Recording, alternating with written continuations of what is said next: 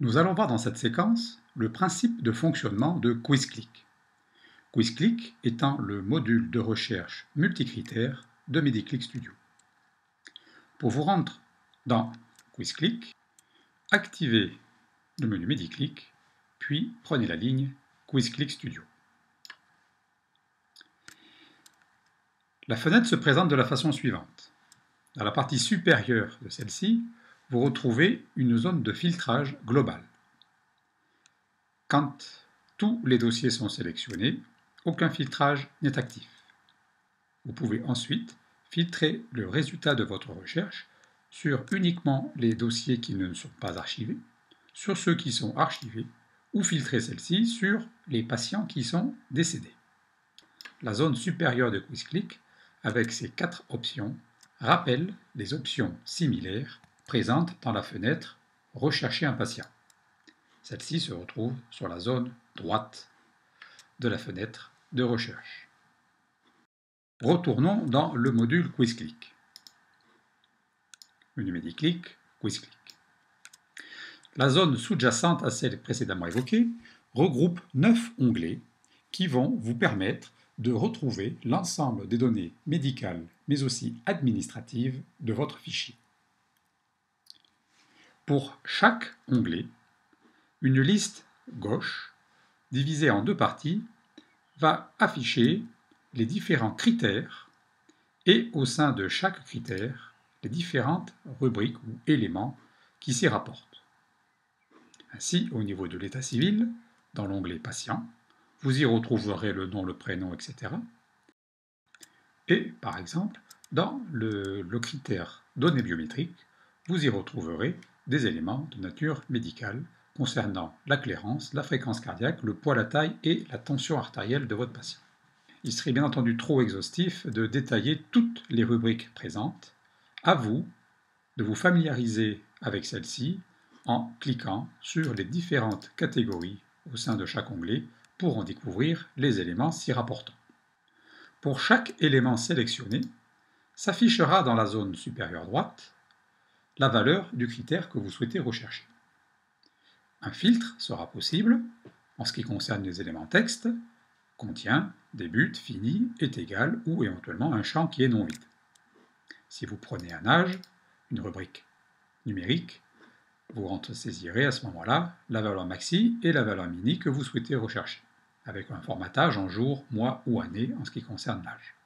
Pour la situation familiale, une liste pourra apparaître, à vous de sélectionner l'élément voulu. En ce qui concerne le nombre d'enfants, champ numérique, vous vous renseignerez ceci directement, avec la possibilité de rechercher tous les patients qui ne présentent aucun enfant en cliquant sur l'élément sans enfant.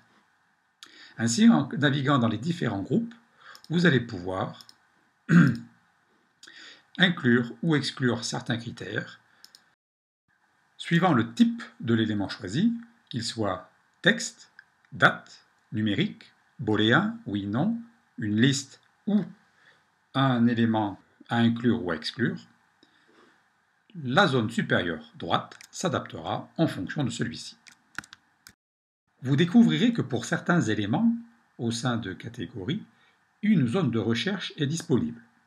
Par exemple, en cliquant sur le groupe antécédent et en prenant la catégorie pathologie, la zone de recherche sous-jacente apparaît, vous permettant de saisir les premiers caractères de l'affection que vous désirez rechercher.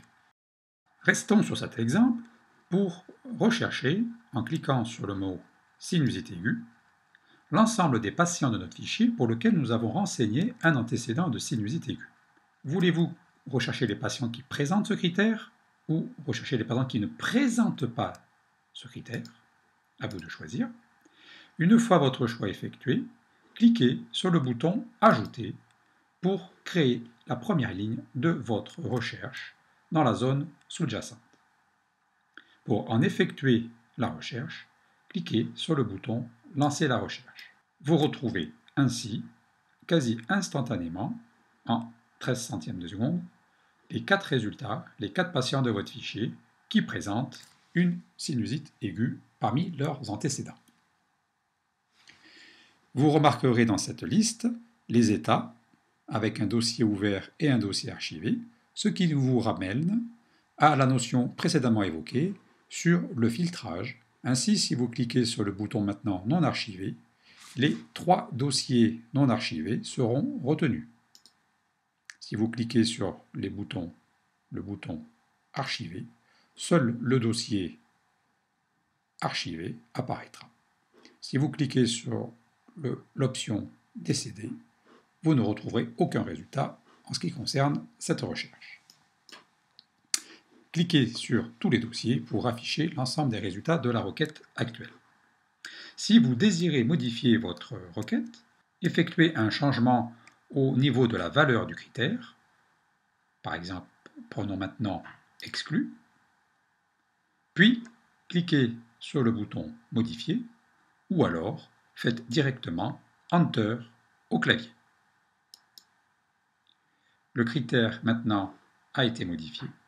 Lancez la recherche. Vous retrouverez ainsi 1518 résultats en 17 centièmes de seconde, patients qui n'ont aucun antécédent de sinusite aiguë renseigné dans leur fiche. Si vous désirez supprimer un critère de recherche, cliquez sur la petite poubelle en face de la ligne que vous désirez supprimer. Si vous désirez effacer l'ensemble de la recherche, cliquez sur la petite gomme. Ajoutons par exemple un autre critère dans l'onglet Patient, État civil, Sexe. Retenons simplement tous les hommes qui n'ont pas de sinusite. Ajoutez maintenant ce critère à la liste et lancez de nouveau la recherche.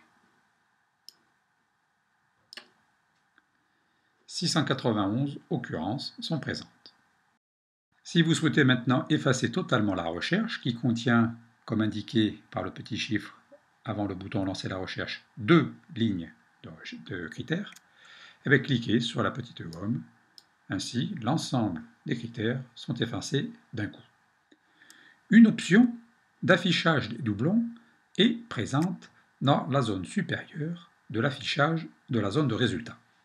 À quoi cela peut-il bien servir? Voyons cela par un exemple simple, consistant à rechercher parmi le groupe biologie et dans la catégorie nom de l'examen, l'ensemble des patients à qui vous avez demandé un dosage des dédimères. Alors là, je me suis trompé. Dédimères. Et dont la valeur, par exemple, est au minimum 250. Ajoutez ce critère à la recherche en cliquant sur le bouton Ajouter, puis lancez la recherche. Vous remarquez que 18 occurrences ont été trouvées. 18 patients présentent un dosage des dédimères supérieur à 250. Si vous cliquez maintenant sur l'option d'affichage des doublons, vous remarquerez que 24 résultats sont disponibles. En effet, par exemple, Démo est présent 3 fois. Il s'agit du même patient pour lequel nous avons 3 dosages différents de dédimères supérieurs au critère demandé de 250. Si vous double-cliquez sur une des lignes de démo, vous chargez ainsi son dossier, vous pouvez aller vérifier dans la zone biologie et en faisant un historique des examens de biologie de ce patient, qu'effectivement, les dédimères ont bien été demandés 3 fois. Vous avez donc en partie compris, ou totalement compris j'espère, le principe de l'affichage des doublons. Ceci est pertinent en ce qui concerne la biologie. Ceci est aussi pertinent en ce qui concerne le groupe ordonnance, si vous recherchez, par exemple, les patients qui ont pris une telle forme de Doliprane. Si vous avez donné X fois le Doliprane à un même patient, seule par défaut une ligne sera affichée, mais vous pourrez en voir toutes les occurrences en cliquant sur le bouton Afficher les doublons. En ce qui concerne cet onglet Ordonnance, il est un peu particulier dans le sens où, en cliquant sur la catégorie Spécialité, 2 listes apparaissent. Vous pouvez aller rechercher la spécialité voulue en faisant défiler les classes thérapeutiques ou en sélectionnant les classes ATC, la classe anatomique, thérapeutique et chimique. Mais vous pouvez tout simplement rechercher les patients qui prennent par exemple du clamoxyle en saisissant directement clam dans la valeur des critères, puis vous aidez du pop-up apparu sur la droite pour resélectionner uniquement la présentation clamoxyle 1 g comprimé boîte de 14. Cliquez sur le bouton Ajout. Alors nous allons effacer la ligne de biologie parce que je ne suis pas sûr de pouvoir trouver des dédimères avec du clamoxyle. Tous les patients qui prennent du dédimère et du clamoxyle, alors voyons voir. Oui, effectivement, aucun résultat n'est présent. Donc si j'efface la ligne biologie, eh bien cela m'affichera l'ensemble des patients qui ont pris ce clamoxyle particulier à 1 g. Si on affiche les doublons, on n'a qu'un seul résultat aussi. Alors là, évidemment, il n'y a qu'un résultat, c'est un peu pas de chance. Si j'avais pris une autre forme de clamoxyle, possiblement la forme dispersible 6, je fais ajouter. En ajoutant, je me retrouve avec 2 clamoxyles. Alors je vais en supprimer un. Alors pour voir quel est celui que je supprime, je peux élargir la zone pour ne pas me tromper. Voilà. Et vous retrouvez effectivement plus de patients. On retrouve effectivement plus de patients qui ont pris du clamoxyle 1 g en comprimé dispersible boîte de 6. Et dans ce cas de recherche d'une ordonnance, enfin d'une spécialité thérapeutique, l'affichage des doublons retrouvera alors 256 occurrences, certains patients ayant mangé plusieurs fois du clamoxyle sous cette forme. Pour clore cette première partie abordant QuizClick, si vous désirez en savoir un peu plus sur une des fiches patients présentes dans la liste inférieure droite, n'hésitez pas à effectuer un Alt double-clic sur une des lignes pour afficher Quick View. Vous retrouverez ainsi cette fenêtre récapitulative de l'ensemble du dossier patient, à même la fenêtre QuizClick. Ainsi se termine cette première séquence consacrée au module de recherche multicritère QuizClick. À vous de vous familiariser avec celle-ci avant d'aborder les tutoriels suivants. Bonne découverte!